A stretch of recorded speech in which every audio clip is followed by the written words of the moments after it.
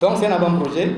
Il laisse entrevoir des conséquences préoccupantes pour les fidèles musulmans que nous sommes, notamment la restriction, voire l'impossibilité pour les agents publics d'accomplir certaines prières obligatoires sur leur lieu de travail. L'interdiction implicite faite aux élèves et étudiants musulmans de prier dans les établissements scolaires et universitaires. Le risque d'entrave à l'organisation des grandes prières collectives, celles que nous faisons habituellement, c'est l'Aïd al-Fitr Ramadan et l'Aïd al-Adha, la Tabaski, qui sont souvent célébrés dans des espaces publics. Chers frères et sœurs, ce projet de loi est présenté comme étant la mise en pratique du principe de la laïcité au Burkina Faso, prôné par nos textes, notamment la Constitution burkinabé. En effet, notre Constitution pose le principe de la laïcité en son article 31 en ces termes. Le Burkina Faso est un État démocratique, unitaire et laïque. Le Faso est la forme républicaine de l'État. Mais qu'en est-il réellement de cette laïcité?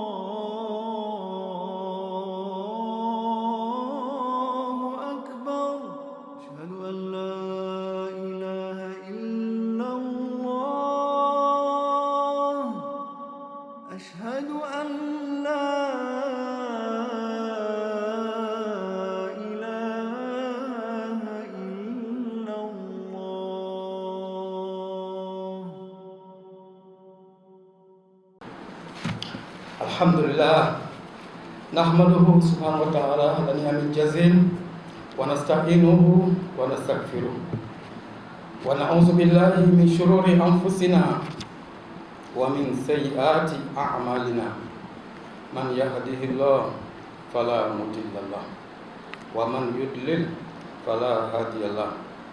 Wa asyhadu an la ilaha illallah wahdahu la syarika lahu wa asyhadu anna Muhammadan abduhu wa rasuluh sallallahu alaihi wa ala alihi wa sahbihi wa man ihtada bi hadihi ila yaumiddin. Qala jalla wa ala ya ayyuhalladzina amanu ittaqullaha haqqa tuqatih wa la tamutunna illa wa antum muslimun. Qala ta'ala ya ayyuhan nasu taqu rabbakum allazi khalaqakum min nafsin wahidah wa khalaqa minha zawjaha wa batha minhuma rijalan katsiran wa nisaa wattaqullaha allazi tasaaluna bihi wal arham innallaha kana aliman hakima.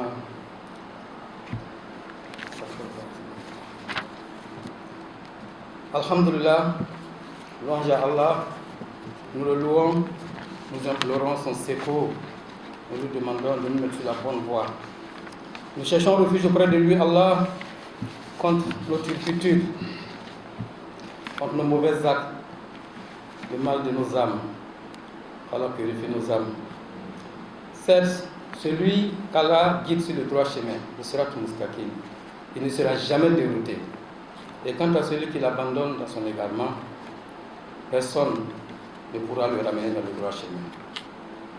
J'atteste qu'il n'y a de Dieu que lui, Allah, unique, sans associer aucun dans son royaume et dans ses noms et attributs qui sont les plus beaux et les plus élevés.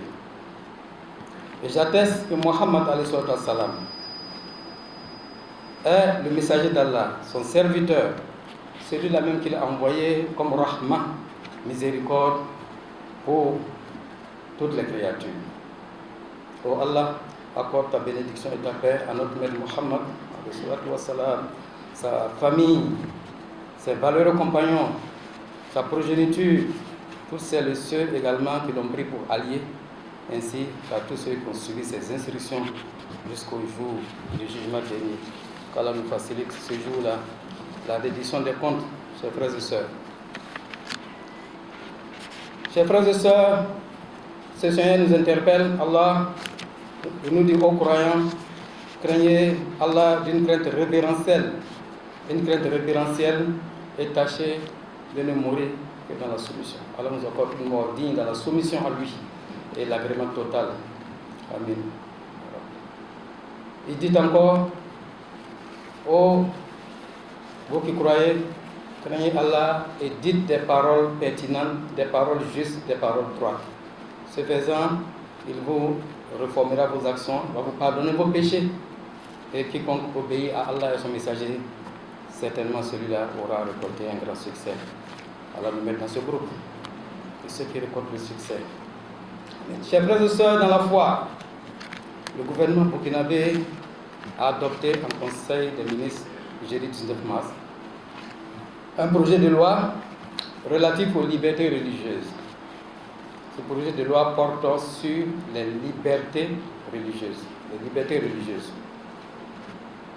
Alors, pour un texte aussi important, appelé à régir l'expression de la religion, de la foi, de millions de personnes, les chrétiens, les traditionalistes, les musulmans, etc., il est quand même regrettable que jusqu'à présent, les textes ne soient pas disponibles.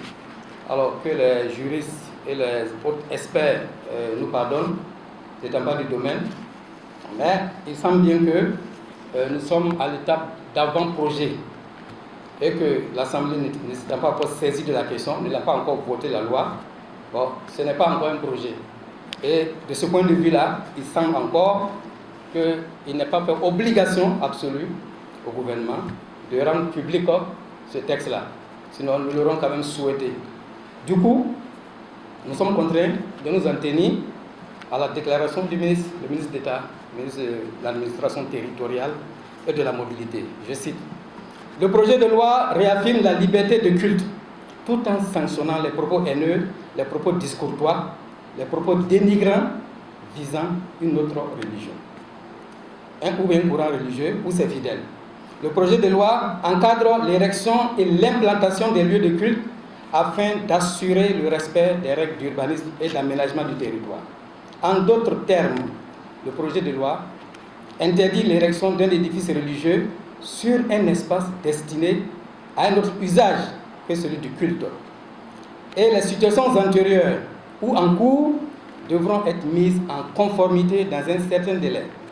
Le projet de loi fixe les conditions d'exercice des libertés religieuses dans les services publics par l'interdiction de l'érection d'un édifice religieux, quelle que soit sa forme, dans un service public, à l'exception des formations sanitaires, des établissements pénitentiaires, des casernes et des camps militaires. Il prévoit des dispositions relatives aux nuisances liées à l'exercice du culte. Il responsabilise les communautés religieuses et leurs fêtières, notamment à travers la mise en place d'organes de contrôle des prédicateurs.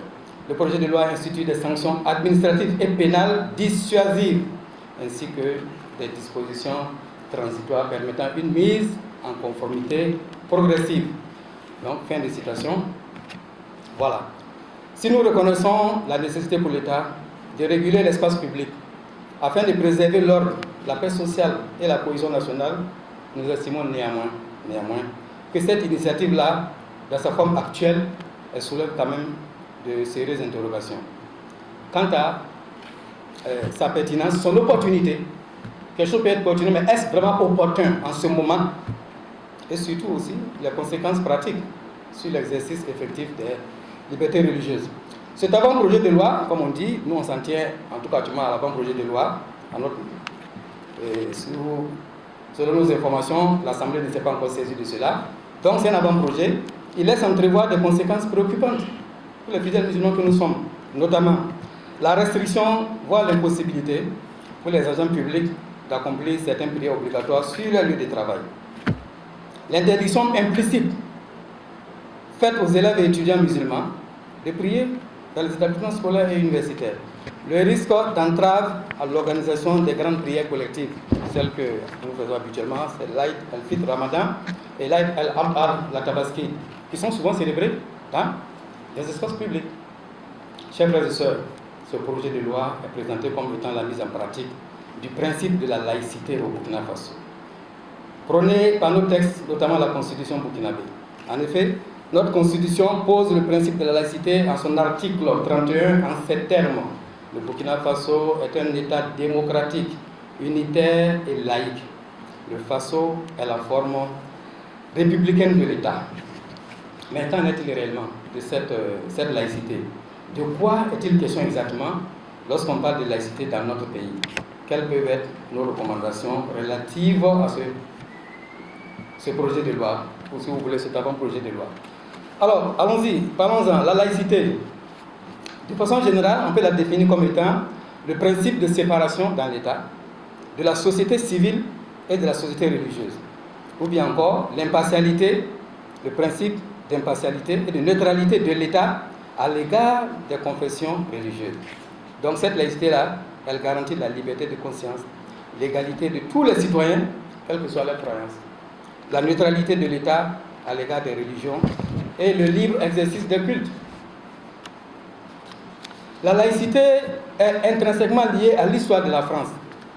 Nous parlons de la France parce que, comme vous le savez, nous sommes une colonie française, comme d'autres pays d'ailleurs. Et de ce point de vue-là, on sait très bien qu'en général, nos constitutions, plus ou moins, sont des calques, des copies. On a copié, et puis on essaie de coller, on essaie d'adapter, comme on dit. Donc c'est la France, l'histoire de la France, elle nous dit ceci.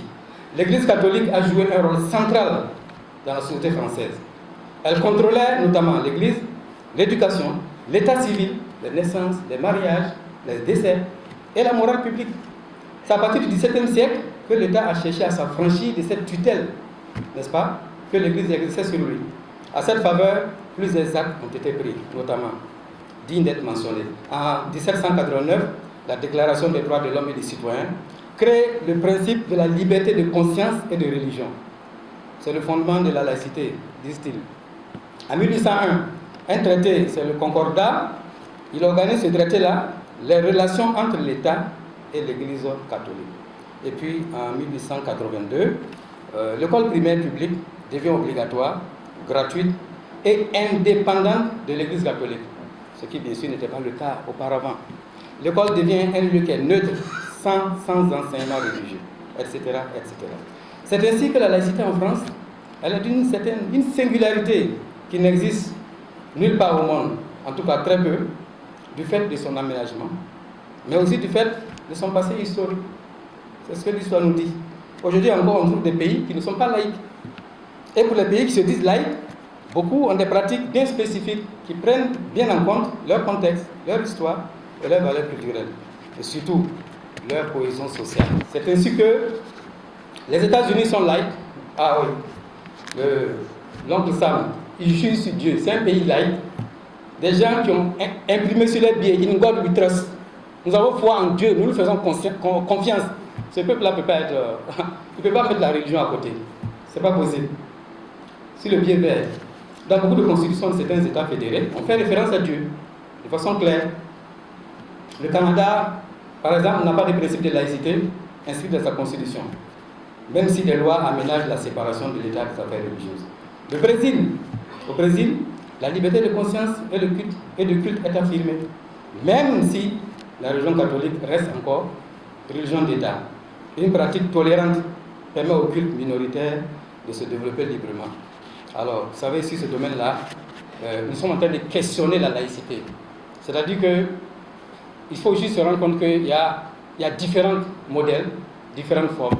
Et que, voilà, nous aussi, de la façon dont on parle de valeurs endogènes, là, on peut aussi se baser sur nos valeurs pour définir notre laïcité à nous. Pas besoin de prendre la laïcité d'un pays.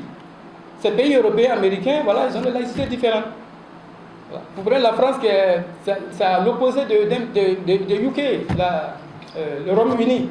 Au Royaume-Uni, personne ne sera choqué de voir une femme en voile, donc musulmane, policière, dans son bureau, ou même en train de réglementer la circulation.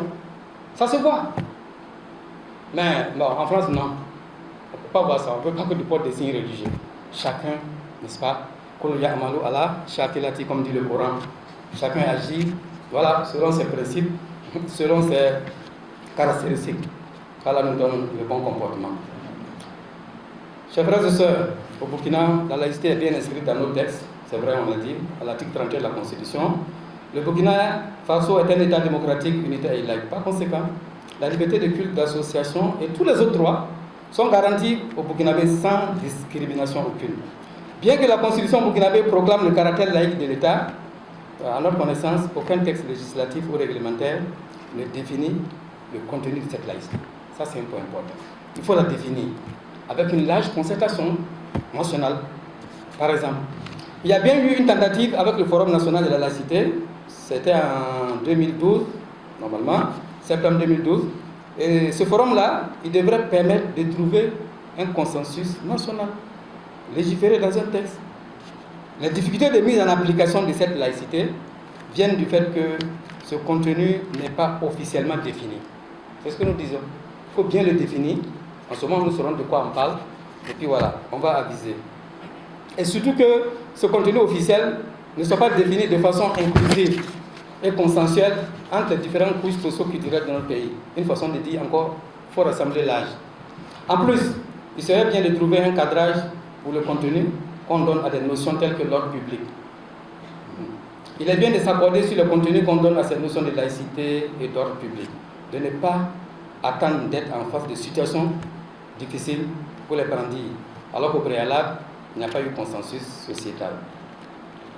Le Burkina Faso doit construire sa laïcité en tenant compte de son contexte sociopolitique, en tenant compte de ses valeurs culturelles et de sa cohésion sociale. Ce sont ces valeurs qui nous ont toujours permis de vivre ensemble, malgré nos différences de culture et de religion. Pour preuve, nous vivons ensemble dans des familles et travaillons ensemble dans les services où cohabitent en bonne intelligence des frères et sœurs, des collègues, des voisins de culture, des langues, des religions différentes. Comme le Coran nous l'enseigne, ces différences ne peuvent et ne doivent même pas servir de ciment à l'effritement de notre vivre ensemble. Ô hommes, Coran chapitre 49, verset 13, ô gens, nous vous avons créé d'un mâle et d'une femelle, et nous avons fait de vous des nations et des tribus, afin que vous fassiez connaissance entre vous. Afin que vous fassiez connaissance entre vous. Certes, le plus noble d'entre vous auprès de Dieu est celui qui a la meilleure conduite, celle